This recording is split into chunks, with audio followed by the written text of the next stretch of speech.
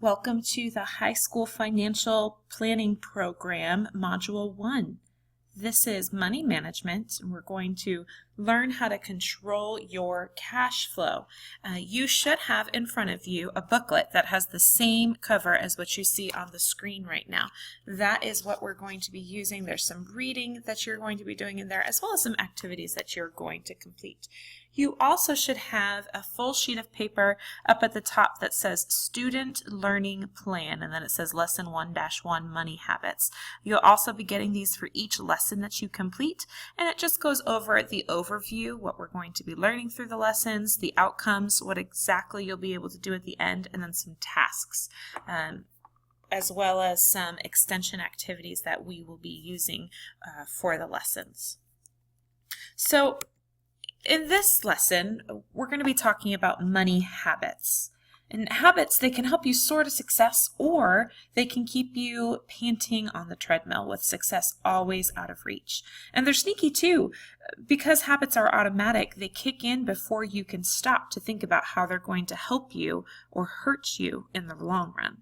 So in today's lesson, we are going to examine and better understand your current habits, your current spending values, and your money attitudes. And we're going to look at how all of those can impact your relationships and financial future. So after you are finished with this lesson, while you explore how spending, saving, and values impacts your finances, you should be able to discuss the value of having a process to plan and how you will use your money. We're going to ask you to give examples of sensible, or wise, and unwise spending decisions and behaviors. And we're also going to compare your spending priorities.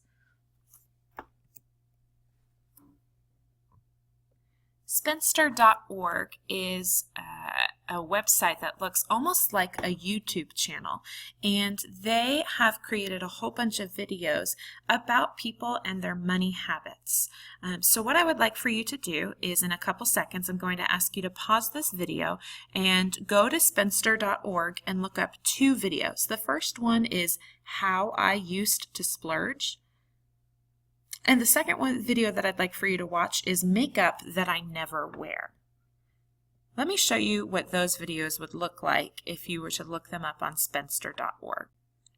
Alright, so when you actually go to search Spendster.org, you should come up to some picture that looks like this, a page that looks like this. Some of the pictures might be a little bit different, but it's a YouTube channel. The very first thing I want you to do is go to the search bar and type in How I Used to Splurge. Alright, so you're going to type that in and press the search button, and it should come up with this guy. He might have a different picture, but here he is. It says that I've watched it because I did watch it. But go ahead and click on that. I want you to watch that video.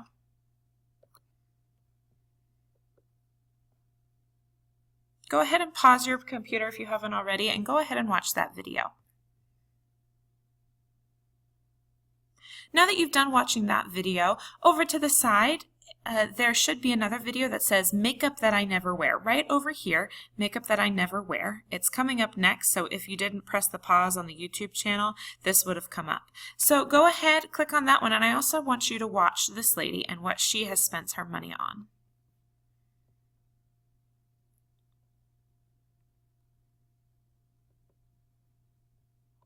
So now that you've watched those two videos, I think you can see that those two individuals didn't have the best spending habits.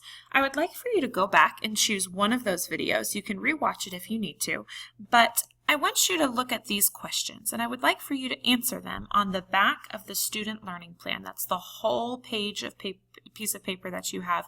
On the back, I want you to answer these questions about one of the videos that you just watched. What was their spending habit or habits? Is it sensible? So is it a wise or unwise habit? And why would you say that? How much did that habit cost them? Give a good estimate. I know you probably don't know all the prices, but you could probably give a good estimate about how much their habits cost them. And what else could you use that money for rather than what they were using it for? The last question is a personal question. I want you to answer the question, when have you ever wasted money? Now don't say never, because I promise you every single person has wasted money. It may not have been as much as these individuals on the videos that you've watched, but everybody has wasted money. So go ahead, find your student learning plan and answer these 4 questions. In the meantime, pause this video. So I just want to give you a little preview of what you guys are going to be doing today. So during this lesson, we're going to answer these questions. How are your spending habits working for you? What are your good and bad spending habits? And what influences you, or what influences how you spend your money? By the end of today, you are going to use what you've learned to write a personal money motto that will help you guide your spending habits. Now, I want to point out that everyone has good and bad habits when it comes to money.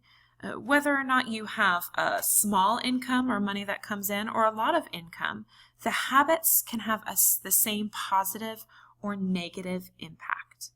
And today, you guys are going to be examining your own habits and exploring ways to take on more good habits than bad habits so that you can have money when you need it for something. And by the end of this lesson, yes, you will be able to write a code of behavior to follow so that you can manage your money in a sensible manner. Now I want you to turn to page 3 in your booklet. I'm going to have you read pages 3 and 4, and you are going to meet 2 students, Michael and Selena. I want you to read about them, and then we're going to have a little bit of a discussion about them. So go ahead and pause this and read pages 3 and 4, meet Michael and Selena.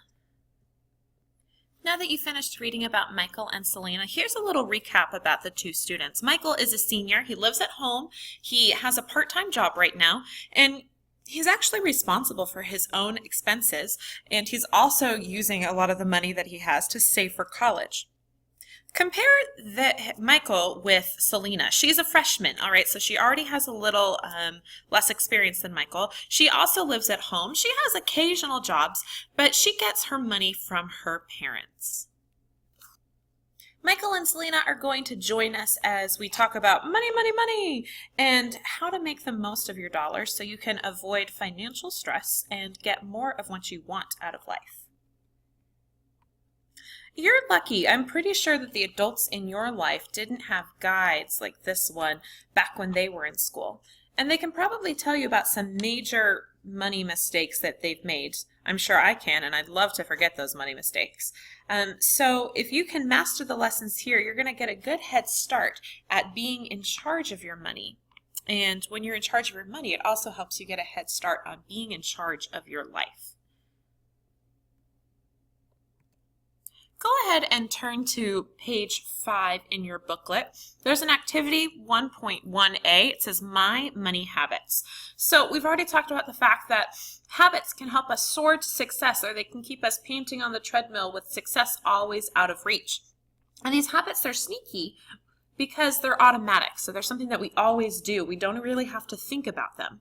And these habits, they can help or hurt us. So if you look at activity 1.1a, I'm going to have you do this in just a few seconds. The directions say and ask us, what money habits do you have? It says to list your money habits and then mark them as sensible. If they're sensible or they're a good habit to have, put a plus sign. If they're unwise, put a minus sign. If they're neutral, they don't really have a positive or negative effect, put an N. You're not going to have a lot of neutral money habits. We will finish the right-hand column in this chart later, the right-hand column being the possible impact. So all you're doing right now is the habit and then adding the plus, the minus, or the N. So there's already 2 there for you. One of them says that stopping for fast food on the way home every day. And they have a negative sign by that. You can read the possible impact, but you don't have to write that down right now. Another habit that you could have, or that's an example here, is putting spare change in a jar every night. That's a positive habit that gets savings. So what I want you to do is there are 5 spaces. I'd like for at least 3 of those spaces to be filled with your money spending habits. If you have more, go ahead and fill up all 5 spaces. So now that you've looked at your habits and listed them as either positive or negative, you might be thinking that your money habits don't really seem like a big deal, but our habits are things that stick to us like glue. We keep them and keep them and keep them. It's not easy to change them. And our good habits, they can help us have self-control as we plan to achieve our goals. So an example of a good habit might be saving a portion of our paycheck. So that way we can use that saving to buy a really big ticket item. So big ticket meaning an expensive item later. Bad habits, they can really lead us someplace that we don't want to go. If we continue to keep spending using these bad habits, we can end up in debt and not being able to pay all of the bills that we need to. So a bad habit, although you might not see the huge impact that it has right now, a bad habit might be going out for lunch every school day. So it's an unwise habit because we might not have enough money available to maybe pay for gas later that week. So the closer you get to being out on your own, the more you're going to need to be in control of your actions. So it's time to really make our spending habits good right now.